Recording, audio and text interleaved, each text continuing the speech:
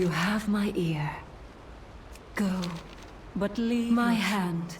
You must stay here until you have recovered. I will return for you. Yes, my paragon.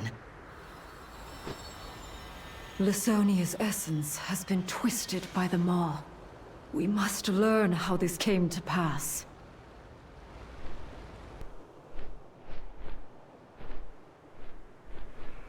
Bring this fragment to the Mnemonic Locus, where we collect the memories of all Kyrian.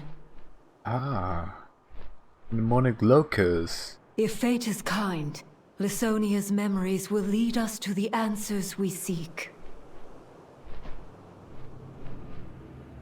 I will inform the Archon of what transpired here, and seek restitution for those we lost. So we're going into this database. The name is the Mnemonic Locus. Locus, something like that. That's where we would see about... Archon be praised! Our friend is whole! Oh, this is the fragment of Lysonia. Clea, accompany this one to the archives. I must fly to Elysian Hold. The archives. My disciples are needed here, and I must inform the Archon at once. Go in service, and swiftly at that. It's huge. It will be done, Paragon. An amazing concept. These angelic beings. Alright, so we have to go to this Mnemonic Locus to sort of figure out going to the mind of Lysonia, because everything that she did is stored somewhere. So just as we could see a fragment of her, which tells us that in the realms of the Shadowlands, you can practically, you know, fragment yourself in little bits and pieces, and the memories go outside and the dreams come inside, and everything is part of one, and Pelagos gained a new body, and it's just... it breaks the rule set of the world as we know it, as we understand it, and it goes beyond the basic fantasy of magic and all of those things. It goes before... it goes past sci-fi. It's a bit more complex, but it's so interesting. So now we're gonna go into the mind of Lysonia to see if we can find anything valid. The answers we seek. There's a place that I call it Mnemonic Locus. Their aspirants and ascended alike can call forth their memories and store them away. We can look through these fragments, memories.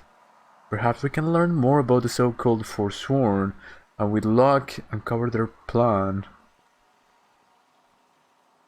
So aspirants ascend alike, both of them, they can call for their memories and store them away. So this is the whole thing. I saw today a post dealing with the idea that it was in one of my videos actually that I did. They said like, okay, so the Kyrian are supposed to be this almighty, this all pure and good, angel-like creatures, right? Well, how come most of the Forsworn are Kyrian, or used to be Kyrian? Then there's something wrong with it. And somebody replied, no, it was because Lysonia and Devos, they sort of brainwashed them and turned them into that. But I actually answered and I told them it can be a little bit more complex, because it's the whole thing that I've already recorded and I talked about. The whole thing about the Kyrian is that they must give up everything they are. They must give up their bodies, give up their culture. It's not only the trauma, it's not only the clinging and the burdens in life. It's also things that we could like our culture, our friends, our family. The things that keep us bound to these mortal worlds. Why do the Kyrian do this? Why do the aspirants, such a sad scene, they're all stomped by this Forsworn? There's this war going on, and these Forsworn are rebelling against the whole order of Bastion, of the Kyrian. What pushes the Kyrian to become these higher beings, these ascended? It is the promise of becoming something else. As the Nemi says when you are greeted into Bastion, it is the whole idea of the Archon of not only playing the cycle of life, but becoming something else, higher state of being. This is why you must give up everything, even the good things in our mortal eyes.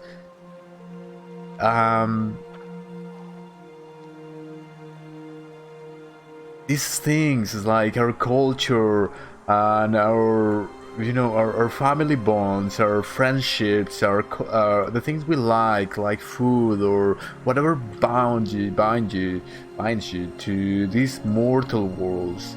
This might seem like everything there is, but in the larger scheme, in the big game of the cycle, it might be something else, and this is what the Kyrian are all about. They're all about becoming this something else, something higher. But now, that's the main issue why the Forsworn become the Forsworn, and even in the dungeon, in Spice of Ascension and all throughout the lore, what they say is, why do we have to forget who we are? Why do we have to give up the things that we love, our family, the things that we like, the things that we want to do in these worlds? Why cannot we keep our egos and still be on a path of ascension? Why do we have to give these things up? And it's a fair question. It has to do with letting go of the ego. And that's a theme that is not only in video games. That's a theme that is in ancient philosophies, and as I've been saying, in the modern literature, in the modern research on these altered states of consciousness. The theme is, when people go into these states, they say, you go through something called an ego death. You are not who you think you are. You become something else. You become part of the whole.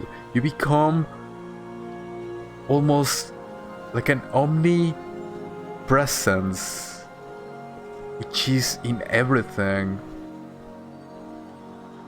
This is also called mystical psychosis, and it was thought to be a mental illness, but people who are going through actual NDEs and some other altered states of consciousness are saying this is the truth, and it's much more than that.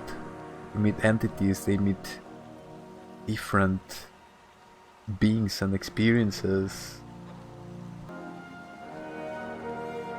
So it's not only about the narrative in the Shadowlands, it goes way beyond, and they are approaching a very interesting theme with the ego of letting go for what. But now that's the thing where even I, feel uncomfortable with. Explain to me, what is the process of ascension? Why do I want to give up everything? Okay, I understand it, to become something else, a higher state of being. But why truly? What is there beyond?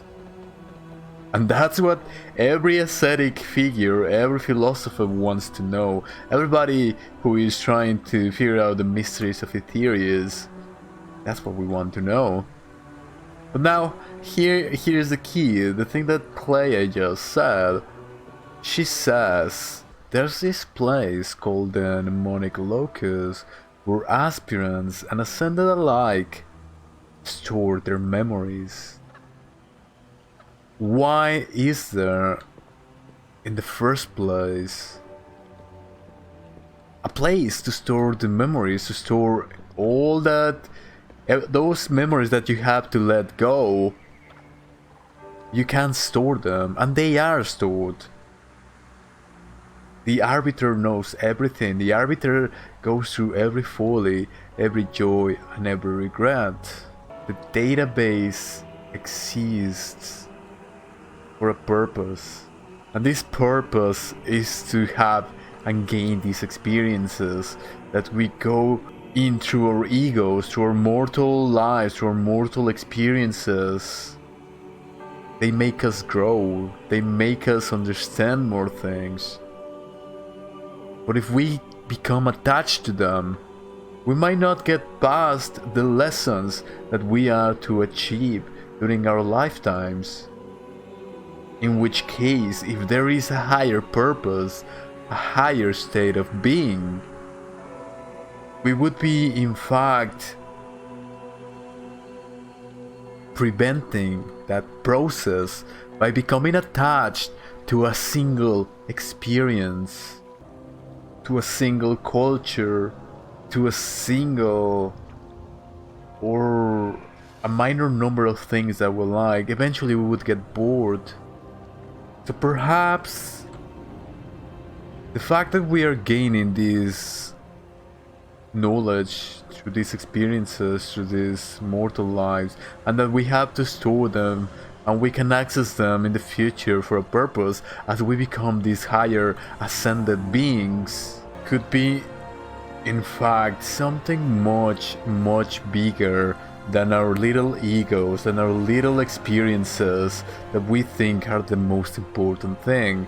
And given that we have a free will to experience whatever we want, we can be trapped in our own egos and our own diminutive experiences and thoughts for a long time.